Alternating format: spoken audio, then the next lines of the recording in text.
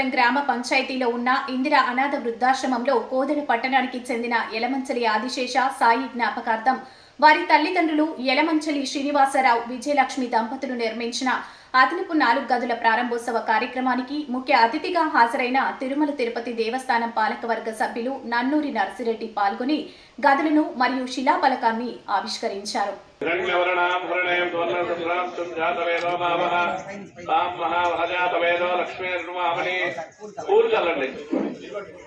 నమో బ్రహ్మన్న దేవాయ గోబ్రాహ్మణైతాయ జగత్యత కృష్ణాయ.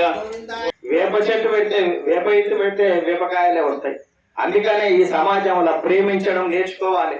అందుకనే పెద్దలు డాక్టర్ గారు కూడా చెప్పారు, సమాజంలో ఇవాళ నేరాలు పెరుగుతున్నాయి, గుబరాలు పెరుగుతున్నాయి, ప్రేమలు తగ్గుతున్నాం, మద్యం పెరుగుతుంది, వ్యాపారాలు పెరుగుతున్నాయి, హాస్పిటల్ పెరుగుతున్నాయి, అనాథాశ్రమాలు పెరుగుతున్నాయి.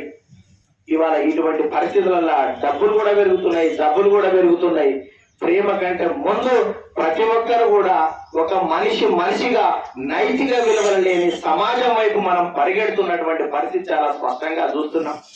అందుకని ఇటువంటి పరిస్థితి మారాలంటే అన్న చెప్పినట్టు మనం తల్లిదండ్రులను గౌరవించాలంటే, మా ప్రొఫెసర్ ఎండి వకీల్ అని దాదాపు నేను చూసినప్పుడు 70 సంవత్సరాల వయసులో కూడా వాళ్ళ అమ్మ ఉంటే బయటికి వెళ్లే ముందు పాదాభివందనం చేసేవారు. ఆయన చూసిన తర్వాత మిగతా వాళ్ళు కూడా ఆచరించేటువంటి పరిస్థితి మనకు ఉన్నది. అందుకనే మన ఇళ్లలో మనం ఏదైతే ఆచరిస్తున్నామో అదే మన పిల్లలు ఆచరిస్తారు. కానీ ఈ సమాజ హితానికి ఇటువంటి అనాథాశ్రమాలు కూడా అవసరం మేరకు అనాథలకు మాత్రం ఖచ్చితంగా అవసరం. కానీ తల్లిదండ్రులు ఉన్న పిల్లలు ఎవరైతే ఉన్నారో మీరు ఒకసారి ఆలోచించండి. భవిష్యత్తు ఎంతో దూరం లేదు, చాలా తొందరగా అంతే వేగంగా మీకు కూడా ఇదే పరిస్థితి ఉత్పన్నమైతే ఏ పరిస్థితి ఏ రకంగా ఉంటుందో మీరు ఒకసారి ఆలోచించుకోమని చాలా విజ్ఞప్తి చేస్తున్న ఈ సమాజానికి. మన పిల్లలు ఇక్కడ యంగ్ ఉన్నారు, యూత్ ఉన్నారు, పెద్దవాళ్ళు కూడా ఉన్నారు, మిడిల్ ఏజ్ వాళ్ళు కూడా ఉన్నారు. మనం ఏం చేస్తున్నామో మన పిల్లలు అవి నేర్చుకుంటారు అనేది నిర్విధాంశమైన అంశం. అది దానికి చర్చ అక్కర్లేదు.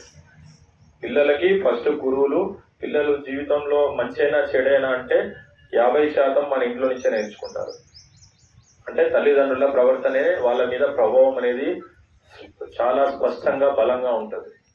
సో నువ్వు 5 ఏళ్ల పిల్లవాడు 6 ఏళ్ల పిల్లవాడు ఊహ తెలిసినప్పటి నుంచే నువ్వు నీ తల్లిని చీత్కరించుకునే, నీ తల్లిని కోప్పడేదో, నీ తల్లిని ఏదో నీట్ గా లేదనో నువ్వు ఇంటి బయట పెట్టినప్పటి నుంచే మా తండ్రిని కూడా నేను ఈ విధంగా పెట్టాలి, ఇలాంటి పరిస్థితి వస్తే నేర్చుకుంటాడన్న విషయం మర్చిపోతున్నారు. సో దయచేసి ఆ విషయాన్ని గమనించుకోవాలి.